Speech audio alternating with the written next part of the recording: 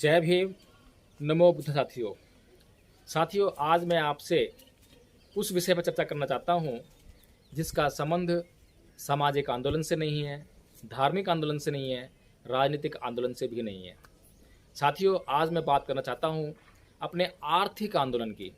आर्थिक आंदोलन के ऊपर मैं बहुत कम बोलता हूँ और पीछे भी बहुत ही कम वीडियो बनाए हैं, लेकिन आज एक महत्वपूर्ण विषय को लेकर आया हूँ कि हमारा समाज जो आर्थिक रूप से पिछड़ रहा है उसका मुख्य कारण है उसकी नकारात्मक सोच का होना।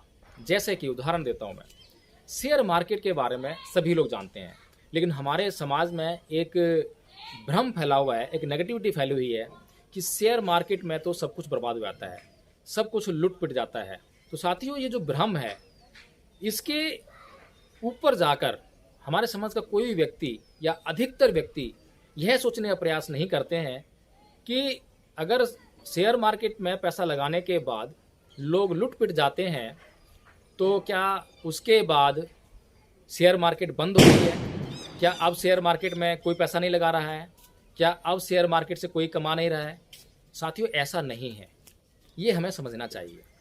हमें ये जानना चाहिए कि अगर शेयर मार्केट अब भी चल रही है, लोग उसमें अभी भी पैसा लगा रहे हैं, तो इसके पीछे लॉजिक क्या है, इसके पीछे क्या कारण है, क्या सिस्टम है और ये कैसे काम करती है, लोग पैसा कैसे कमाते हैं। इस चीज़ को अगर हम जान जाएं और ये पैसा कमाना यहाँ से सीख जाएं तो हमारे लोग यहाँ जाकर अपना पैसा इन्वेस्ट करेंगे और वहाँ से भी वो पैसा कमाने लगेंगे। हमारे लोग अधिकतर मेहनत मजदूरी में विश्वास करते हैं और आज का ज़माना, आज का समय मेहनत मजदूरी का नहीं रह गया है, क्योंकि आज कोई भी काम मेहनत मजदूरी से नहीं होता है। अगर अभी भी कोई व्यक्ति या कोई काम मेहनत मजदूरी से किया जा रहा है तो वह पिछड़ापन का प्रतीक है।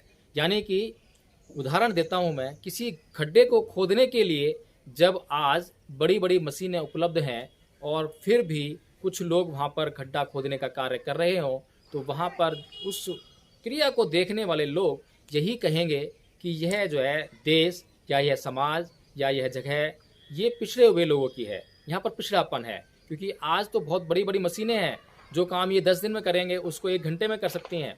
तो साथियों, इसीलिए हमें मेहनत मजदूरी से अब थोड़ा ऊपर उठना पड़ेगा। और ये मेहनत मजदूरी केवल और केवल बहुजन समाज के हिस्से में ही क्यों आती है, उसका कारण भी यही है कि हमारी सोच में मेहनत मजदूरी ही बसी हुई है। साथियों, मेहनत मजदूरी से उठकर एक स्मार्ट थिंकिंग होती है कि हम अपनी सोच को बेहतर करें। जैसे कि एक व्यक्ति सोचता है कि मैं एक दिन में 1 खड्डा खोद सकता हूँ, तो वह 1 खड्डा खोद कर जब तक उससे पैसा कमाता है तो मेहनत मजदूरी में शामिल होता है। लेकिन वह व्यक्ति यदि किसी व्यक्ति से बात करे जिसको खड्डा खुदवाना है, तो वह उस व्यक्ति से बोलेगा कि मैं इस खड्डे को 10 दिन में खोदूंगा, तो वो वह व्यक्ति कहता है कि भाई मुझे तो ये 2 दिन में खुदवाना है। तो वह व्यक्ति कहेगा कि भैया 2 दिन में खुदवाना है तो इसमें 5 लोग लगाने पड़ेंगे, तो 4 लोग और बाहर से लाने पड़ेंगे। तो वो कहता है कोई दिक्कत नहीं है, 10 दिन में जब तुम इतनी पैसे लोगे मुझसे तो मैं वह जो है, मेरे को अगर काम 2 दिन में हो जाता है तो उसके लिए मैं उतने ही पैसे देने पड़ रहे हैं, लोग बनाने बढ़ा लो, कोई दिक्कत नहीं है। तो जो वो व्यक्ति है एंगेज उसको करना है मजदूर वहाँ पर जो है, क्योंकि वो व्यक्ति उससे कॉन्टैक्ट कर रहा है, ठीक है, उसको दे रहा है खड्डा खोदने का, तो वह व्यक्ति जो है 4 मजदूर और बाहर से एंगेज करता है। अब जो पैसा वो एक व्यक्ति उसको दे रहा था पहले वाले व्यक्ति को, तो वह व्यक्ति अपनी स्मार्टनेस दिखाता है, वो उससे कहता है कि आपको जल्दी काम चाहिए तो पैसा ज़्यादा लगेगा, और वो वहाँ से डील कर लेता है ज़्यादा पैसे की, लेकिन मजदूर उसको उसी रेट पर उपलब्ध हैं और वो इस तरह से ज़्यादा लोगों को लगाकर वहाँ से धन कमाने का कार्य करता है। इस तरह से जो मनुष्य है उसकी स्मार्टनेस शुरू होती है। लेकिन साथियों, जिस बात की चर्चा मैं आपसे आज करने जा रहा हूँ वो कहीं ज़्यादा आगे की सोच है। आज तो आप उसके बारे में सोचकर कुछ समझ भी नहीं पाएंगे, क्योंकि मैं भी अच्छी तरह से नहीं समझ पाया हूँ कि आखिर है क्या। लेकिन मैं 2017 से इस मार्केट में हूँ और इस मार्केट में मैंने कुछ इन्वेस्टमेंट किया था जहाँ से मुझे बहुत घाटा भी हुआ, बहुत लॉस हुआ, और लॉस भी कोई कम नहीं था। इतना लॉस था कि अगर मैं ज़मीन पर था तो वहाँ ज़मीन से मैं ज़मीन के नीचे धंस गया। लेकिन साथियों, उस मार्केट में रहकर, उस लॉस को समझकर, उस मार्केट के सिस्टम को समझकर जब वहाँ से शिक्षा ग्रहण की, प्रशिक्षित हो गए, तो अब उसी मार्केट से जो लॉस था उसको कवर अप किया और उसके बाद आज थोड़ी सी आर्थिक समृद्धि भी मैं महसूस कर रहा हूँ। तो साथियों, ये मार्केट है क्रिप्टो करेंसी की। आपने बिटकॉइन का नाम तो सुना ही होगा, और बिटकॉइन का अगर नाम आपने सुना है तो आपने कई तरह की संभावनाएं वहाँ से लोगों के मुंह से सुनी होंगी। बहुत सी अफवाहें भी सुनी होंगी कि ये तो हवा है और गायब हो जाएगी। लेकिन साथियों, 2009 में एक बिटकॉइन की कीमत जहाँ मात्र 6 रुपया थी, आज वही बिटकॉइन 52 लाख रुपए के हाई को टच करके आया है और अभी 48-49 लाख रुपए के ऊपर ट्रेड कर रहा है। तो साथियों, 6 रुपये की चीज़ और आज 52 लाख रुपए की है। इस दुनिया में कोई भी ऐसी वस्तु नहीं है जो आपने 2009 में 6 रुपये की खरीदी हो और वो आज 52 लाख पर पहुंच गई हो। इतनी तेज़ी से ये बिटकॉइन, इसका रेट कैसे बढ़ रहा है, और आज लगभग दुनिया का हर हिस्सा, दुनिया का हर देश और हर देश का हर शहर और हर शहर में बहुत सारे लोग इस बिटकॉइन के बारे में जानते हैं और जानना चाहते हैं। साथियों, मेरा खुद का 2017 में मैंने एक बिटकॉइन खरीदा था। 2017 में उसकी कीमत थी 1,55,000 रुपया। आप समझ सकते हैं कि 1,55,000 रुपये का बिटकॉइन आज की डेट में 52 लाख रुपये ट्रेड कर रहा है, और कुछ ही समय में यह 1 करोड़ रुपये का हो जाएगा, क्योंकि बिटकॉइन बहुत कम है।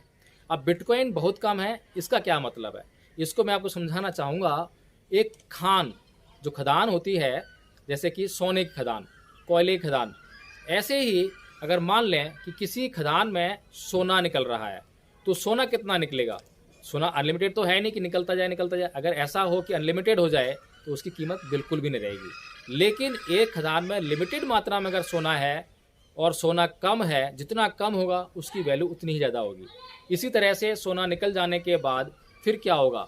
फिर वही सोना जो है लोगों के बीच में सर्कुलेट होना है, और उसकी कीमत जो है उसकी डिमांड पर आश्रित हो जाएगी। अगर समाज में उसकी डिमांड ज़्यादा होगी तो उसकी कीमत दिन ब दिन बढ़ती जाएगी। यही सब कुछ हुआ है बिटकॉइन के साथ। कुल संख्या में बिटकॉइन है 2 करोड़ 10 लाख, और जब बिटकॉइन की कीमत कुछ भी नहीं थी तो लाखों की संख्या में बिटकॉइन खराब भी हुए, गायब हो गए। बहुत से लोगों ने बिटकॉइन मज़े मज़े में लिया, किसी ने पेन ड्राइव में डाल दिया तो पेन ड्राइव उसकी गायब हो गई, या उसने कहीं फेंक दिया। तो इस तरह से लाखों की संख्या में बिटकॉइन तो खराब हो चुके हैं, जो कि अब वापस नहीं आएंगे। इस तरह से 2 करोड़ 10 लाख बिटकॉइन जो है वो वहाँ से माइन होने हैं, और माइन होने की एक अलग प्रक्रिया है। इसको आप यूट्यूब पर डालकर देख सकते हैं कि माइन कैसे होती है, माइनिंग क्या होती है, जो क्रिप्टो करेंसी होती है इसकी माइनिंग कैसे होती है।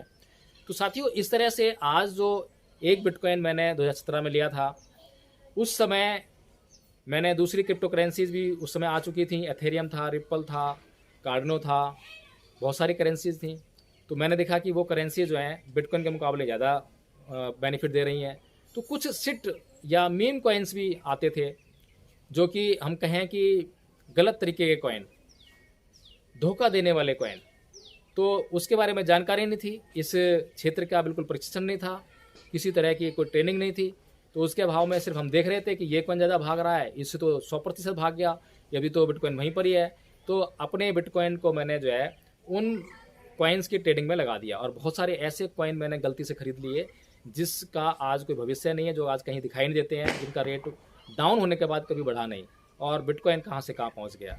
यह मेरी ज़िंदगी की एक बहुत बड़ी गलती थी, जिसको आज मैं सोचता हूँ तो बार बार सोचता हूँ कि अगर मैंने उस समय बिटकॉइन को ना छेड़ा होता और अपने वॉलेट में रखा होता, तो आज मैं कम से कम 52 लाख रुपए का मालिक होता, और आने वाले समय में बहुत जल्दी 1 करोड़ रुपए का मालिक हो सकता था।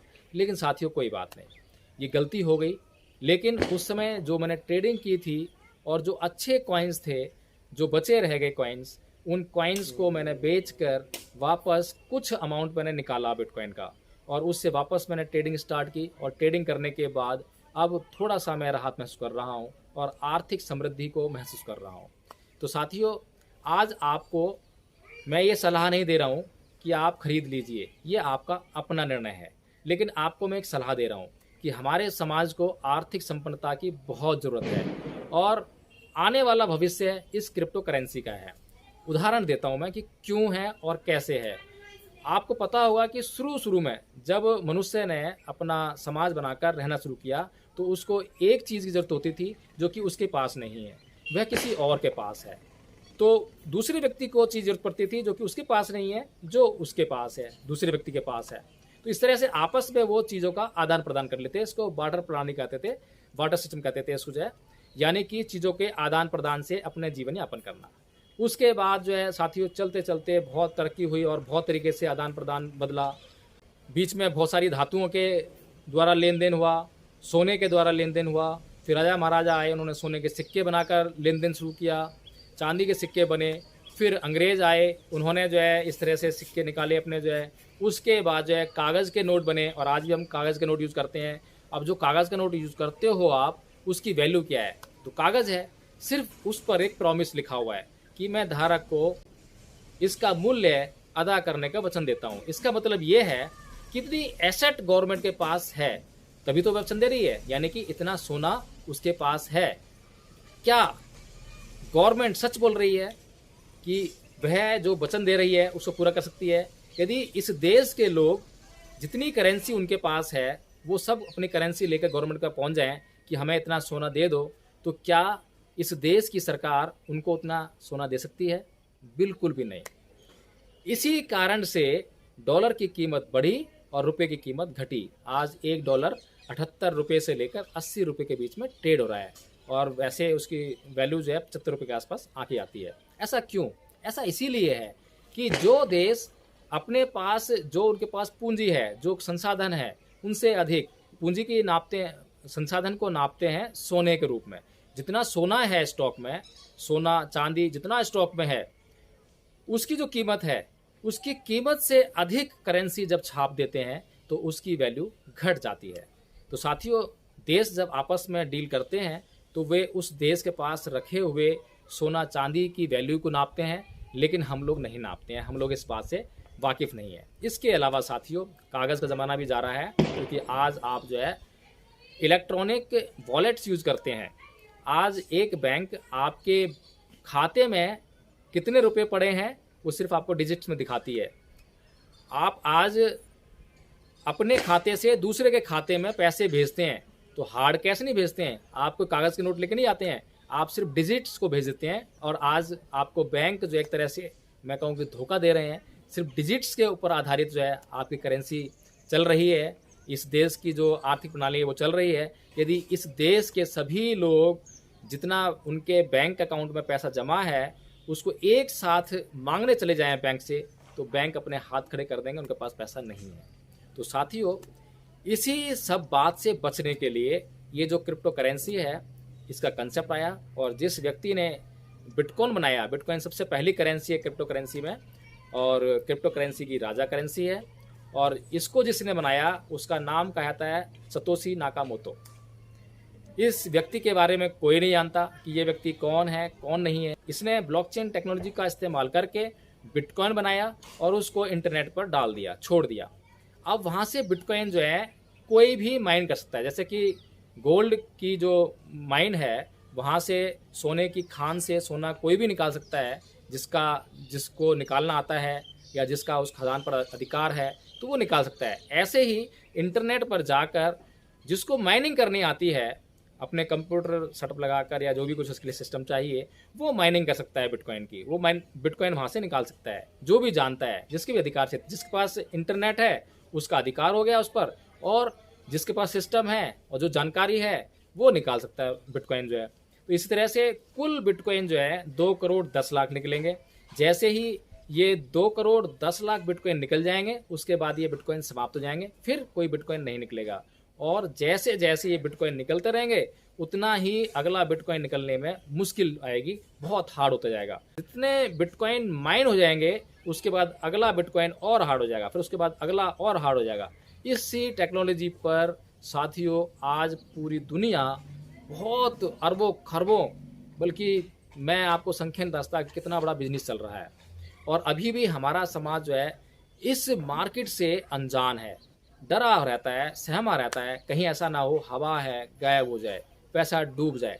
इसका भी एक उपाय है कि आप अपना वो पैसा लगाइए जिस पर रिस्क ले सकें, जो आप ये समझ सकें कि भैया ये पैसा अगर मेरा डूबा तो मेरा नुकसान नहीं होने वाला, मैं मरने वाला नहीं हूँ, मेरे जो परिवार है उसकी स्थिति पर कोई फर्क नहीं पड़ने वाला। तो आप अपने हर महीने 500 रुपया, 1000 रुपया, जो भी आप उचित समझते हैं और आपको विश्वास लगता है, आप अच्छा जान गए हैं उसके बारे में, जानकारी हासिल कर ली है, तो आप जो चाहें वो कर सकते हैं, आपके ऊपर निर्भर करता है। मैं सिर्फ आपको यह बताना चाहता हूँ कि आज भी अभी मार्केट ये शुरुआती दौर में है। अभी अगर 2009 में बिटकॉइन की कीमत 6 रुपया थी तो उस समय ये मार्केट स्टार्ट नहीं हो गई थी। मार्केट तो उसके काफ़ी बाद बनी है। लगभग 2013-14 में मार्केट इस्टेब्लिश होना स्टार्ट हुई। और अगर मैं 2017 की बात करूं, जिस समय मैंने यहाँ पे एंटर किया, तो मार्केट बहुत वोलेटाइल थी, बहुत तेज़ी से ऊपर नीचे हुआ करती थी और पंप एंड डंप हुआ करते थे। उस समय जो है जिन लोगों के पास ये कॉइन हुआ करते थे वे लोग मार्केट को हिला देते थे और मार्केट एकदम से ऊपर और एकदम से फिर जब पैसा अपना मास कमा लेते थे तो वो मार्केट जो है तेज़ी से नीचे गिरती थी, तो वहाँ पर बहुत से लोगों को लॉस भी होता था। लेकिन साथियों, आज ऐसी स्थिति नहीं है। आज मार्केट में बहुत गहराई उपलब्ध है।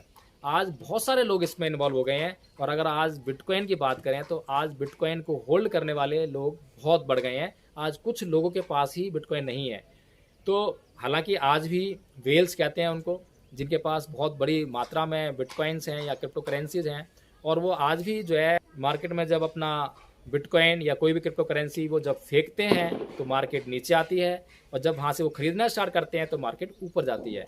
लेकिन साथियों, इसी बात को समझकर अगर हम जान जाएं, समझ जाएं, सीख जाएं, तो इस ऊपर नीचे जाने के जो क्रिया है मार्केट की, इससे हम पैसे भी कमा सकते हैं। अगर कोई कॉइन जो है स्टेबल हो जाए, जैसे कि डॉलर है, स्टेबल है, तो उसमें आप क्या कमाएंगे? आज भी 75 रुपये का है, कल को भी 75 रुपये रहेगा, उसमें कमाने की संभावना नहीं है। लेकिन अगर मार्केट ऊपर नीचे जा रही है तो आप अगर समझदारी से काम लें, प्रशिक्षित होकर काम लें, उसको जानकर काम लें, तो आप जो है निसंदेह कमाएंगे। और यदि आपने ट्रेड नहीं करना है तो आज कोई भी कॉइन जो फंडामेंटली स्ट्रॉन्ग हो, अच्छा कॉइन हो, जानकारी आपको अगर नहीं है तो आप मुझे फ़ोन करके मुझसे पूछ सकते हैं, मुझसे उसमें राय ले सकते हैं। तो क्योंकि थोड़ा बहुत अनुभव मुझे हो गया है, तो इसलिए मैं ये बता सकता हूँ कि कौन सा कॉइन जो है आपको लेना चाहिए जो फंडामेंटली स्ट्रॉन्ग है। और अगर आपने अधिक जानकारी चाहिए तो गूगल पे आप जो है कॉइन मार्केट कैप में जाइए, वहाँ उसकी वेबसाइट है, उस पर सारे कॉइन लिस्टेड हैं। गेको कॉइन मार्केट कैप भी है, उस पर भी आप जो जाके देख सकते हैं जितने भी कॉइन लिस्टेड हैं। उसमें जो रैंकिंग में जिनको पहले जो 50 कॉइन, पहले 10 कॉइन तो बहुत स्ट्रॉन्ग हैं। कुल मिलाकर जो है लगभग 100 की जो रैंक में जो कॉइन है वो स्ट्रॉन्ग कहे जा सकते हैं, अच्छे कहे जा सकते हैं। लेकिन आपने जो है इन्वेस्टमेंट करना है लंबे समय के लिए, तो आप पहले 10 कॉइन, जो पहले 10 रैंक वाले कॉइन हैं, उसमें आप इन्वेस्टमेंट कर दीजिए।